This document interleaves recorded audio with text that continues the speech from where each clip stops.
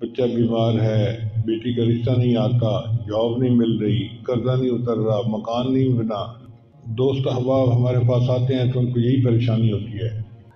یہ چیزیں زندگی میں ہوتی ہیں ہر ایک کے ساتھ، مگر اس کا یہ مطلب نہیں کہ اب کسی نے کچھ کر دیا ہے۔ کسی نے کچھ نہیں کیا۔ کوئی ہمیں تکلیف نہیں پہنچا سکتا جب تک کہ اللہ تعالیٰ نہ چاہیں، اور کوئی ہمیں نفع نہیں دے سکتا جب تک کہ اللہ تعالیٰ نہ چاہیں۔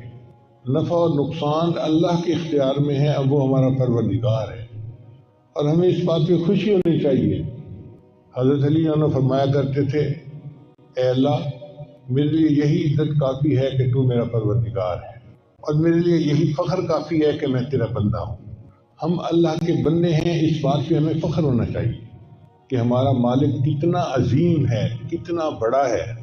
چنانچہ حدیث مبارکہ میں ایک دعا تھی ہے کہ نبی علیہ السلام پر جب کوئی پریشانی مصیبت آتی تھی تو آپ صلی اللہ علیہ وسلم ایک دعا مانگتے تھے، یا حی یا قیوم برحمتک استغیث۔ یا حی یا قیوم یہ اللہ تعالیٰ کے اسماء گرامی ہے، تو یا حی یا قیوم برحمتک استغیث، اے اللہ اپنی رحمت کے ساتھ میری مدد فرما۔ جب بندہ اللہ کو مدد کے لیے پکارے گا تو اللہ ضرور مدد فرمائے گا۔